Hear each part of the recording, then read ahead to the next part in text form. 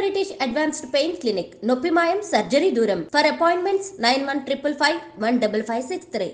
Star హీరోతో చేయలే, star హీరోస్తోనే చేశానండి. ఇప్పుడు అది పెద్ద స్టోరీ. ఇప్పుడు చేసాము కొన్ని ఏంటంటే ఇండస్ట్రీలో మనకి చేస్తాము, అవి ఎడిటింగ్లో ఉంటాయా లేదా అనేది ఒక డౌట్. ఎవరితో చేశారు?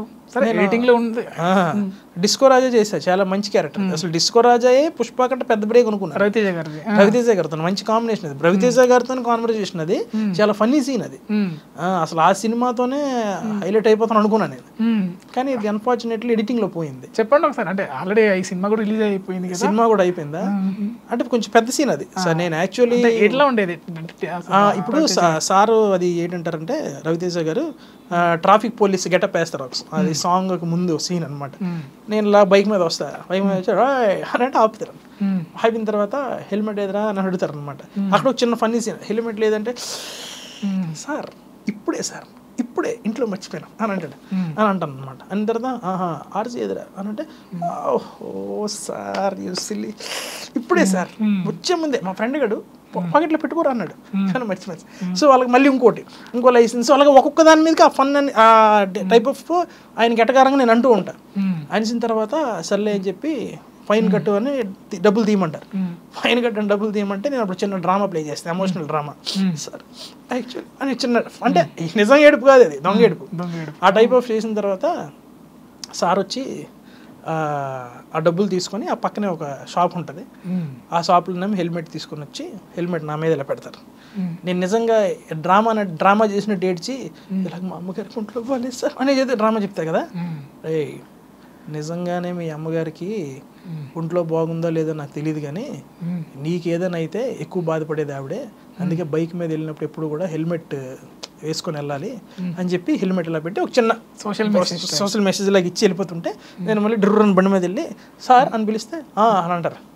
నాకు చిన్న డౌట్ ఉంది సార్, ఇప్పుడు ఎవరైనా పోలీసు వాళ్ళకి డబ్బులు ఇస్తే మడత పెట్టి జోబులు ఇట్టుకుంటారట, కానీ మీరు కానీ ఏంటి సార్ నాకు వెళ్ళి హెల్మెట్ కొని ఇచ్చారు అని మళ్ళీ ఇంకోటి నా స్లాంగ్లో అంట లైసెన్స్ ఎదురా అంట. సార్ వస్తాను సార్ అని వెళ్ళిపోతా.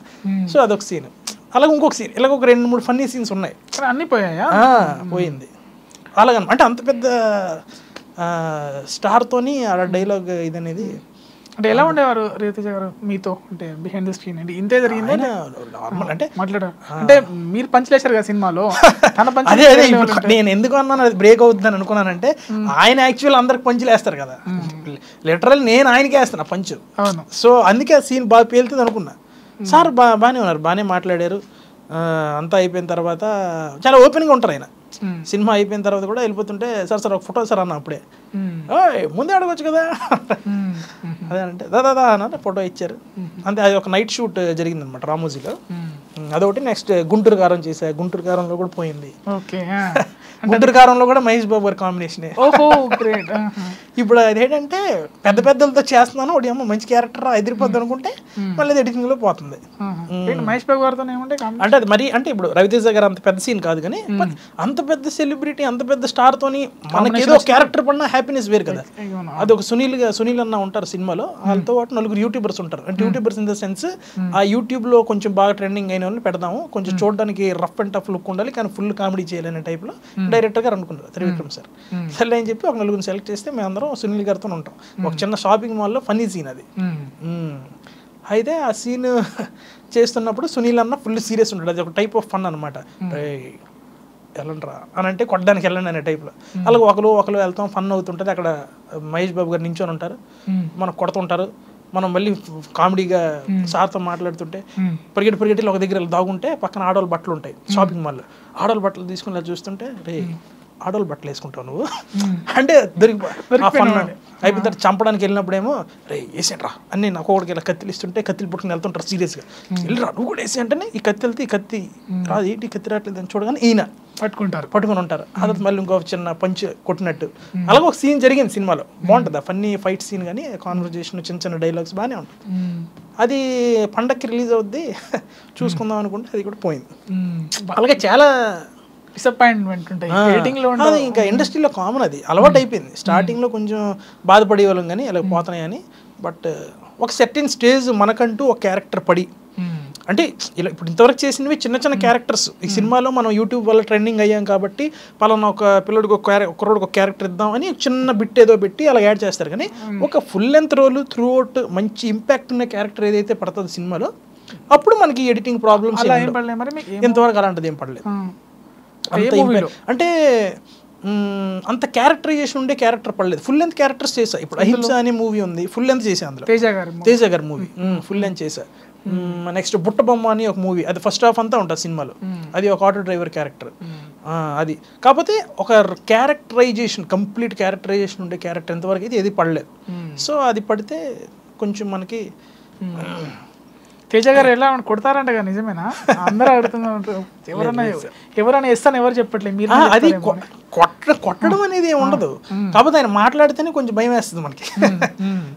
అంటే ఇప్పుడు ఆయన దగ్గరికి మనం వెళ్ళినంత వరకు ఆయన చూస్తే సీరియస్ ఉన్నాడు అనే ఫీలింగ్ ఉంటుంది. కానీ రోజు కలిసి మాట్లాడిన తర్వాత ఓహో ఇదా ఈయన క్యారెక్టర్ అని. అంటే ఎప్పుడు సీరియస్ అవుతారో ఎప్పుడు ఫన్ చేస్తారో తెలియదు. అంటే సడన్గా ఒకసారి వచ్చి ఎక్కడికి వెళ్ళావు నువ్వు? సార్ ఇక్కడే ఉన్నాను సార్, షార్ట్ రెడీ అని తెలియదు నీకు అని సీరియస్గా ఉంటారు. అంటే సార్ చాలా సీరియస్గా ఉన్నారని చెప్పి, లేదు సార్ ఇప్పుడే నాకు పిలిచారు సార్ అంటే, వాళ్ళు పిలిచినంత వరకు నువ్వు వెయిట్ చేస్తావు అక్కడ. అలా కాదు,